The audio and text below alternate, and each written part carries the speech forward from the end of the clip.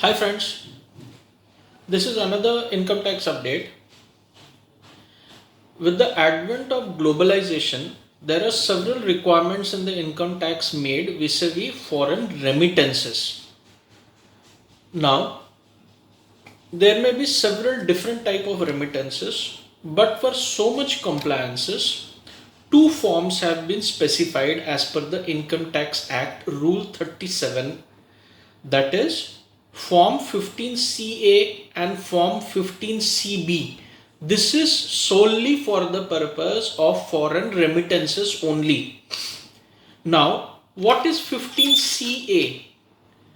There are four parts to this particular form: Part A, Part B, Part C, and Part D. These four parts are in Form 15CA. The Form 15CB is for certification by chartered accountants on such remittances abroad with UDIN, Unique Document Identification Number, which is obtained by the CS from their own institute. Now, what is Part A of Form 15CA? If your remittances are up to rupees 5 lakhs, not more than 5 lakhs, up to rupees 5 lakhs, and are taxable as per the Income Tax Act 1961, then you have to fill up Part A of Form 15CA. Number 2, Part B of Form 15CA. When you need to fill this part? When your remittances exceed rupees 5 lakhs and are taxable or tax deductible as per Income Tax Act 1961, then you have to fill Part B. तो Part A और Part B में क्या difference है? Part A, remittances up to rupees 5 lakhs and taxable. Part B, remittances above 5 lakhs and taxable. But Part B needs to be filled in case Section 195 and 197 are obtained by the recipient, that is the assessees.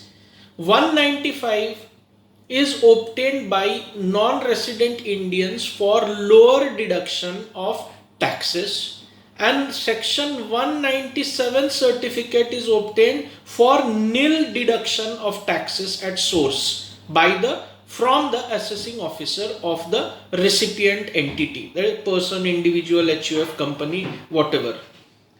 So Part B is required to be filled in these cases where certificate under Section 195 and 197 are obtained. Then what is Part C? In case the remittances are above 5 lakhs again and taxable as per the Income Tax Act 1961, but a CA certificate as per Form 15CB is required, then you have to fill up Part C of Form 15CA. Now CA certificate is required with respect to net worth investments, project expenditure, capex, that is capital expenditure or capital expansion abroad by factories, any expenditure made for which a CA certificate is required to justify it. Part C is required to be filled in such cases. Part D, in case there are remittances abroad of any amount below 5 lakhs or above 5 lakhs. It is above 5 lakhs to my understanding, even below 5 lakhs. But no income tax is attracted as per Income Tax Act 1961. In such cases, Part D only is to be filled in. Now, what amounts constitute portion or part of Part D of Form 15CA? Project investments made by Indian companies in their own subsidiaries, that is share capital of their own subsidiaries abroad. These amounts are not taxable. Capital investments are not taxable in paying into paid up capital of the company, subscribing to the capital of their own subsidiary, wholly owned subsidiary. But as per FEMA, you can remit only 400%, up to 400% of your last year's audited net worth.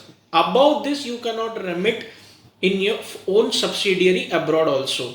So such capital investment, buying shares of your wholly owned subsidiary, in such cases, remittances made up to 400% of your audited net worth of last financial year. This is the limit up to which you can buy shares abroad in your wholly owned subsidiary. Then part D is to be filled in. Now 15CB is a form for CA certification, that is certificate from your chartered accountants pertaining to part C and part D. This has to be provided. Now this also is an online process, but the new site of income tax which has been launched on 7th June 2021 has got some technical glitches on which the government and Infosys are working on it to streamline and smoothen the process. But remittances are not stopping, because there are imports, there are exports, payment has to be made for expenses, payment has to be made for capital in the subsidiaries. Till that time the online process is affected. So does it mean that you don't make remittances online? Because when you go to the bank will insist on 15 CA and CB, the four parts of which I explained a few minutes back in the last few minutes. So what do you do now? So last week the CBDT came out with a circular wherein manual forms can be submitted to the bank while making remittances, and once the site is smoothened, then you submit all the forms online and submit the bank the acknowledgement of such submission along with the CA certificate. So last week pertaining these to, the CBDT has rolled out a circular where banks can accept manual 15 CA CB for now, and once the sites are smoothened out, the working is glitch free, then in such a case you can upload the same form online with the UDIN of the CA as per 15 CB and take acknowledgement and submit it to the bank. So keep this in mind while making foreign remittances. 15 CA and CB are attached for your reference at the end of this video. Kindly make a note of it. Thank you and have a nice day, friends.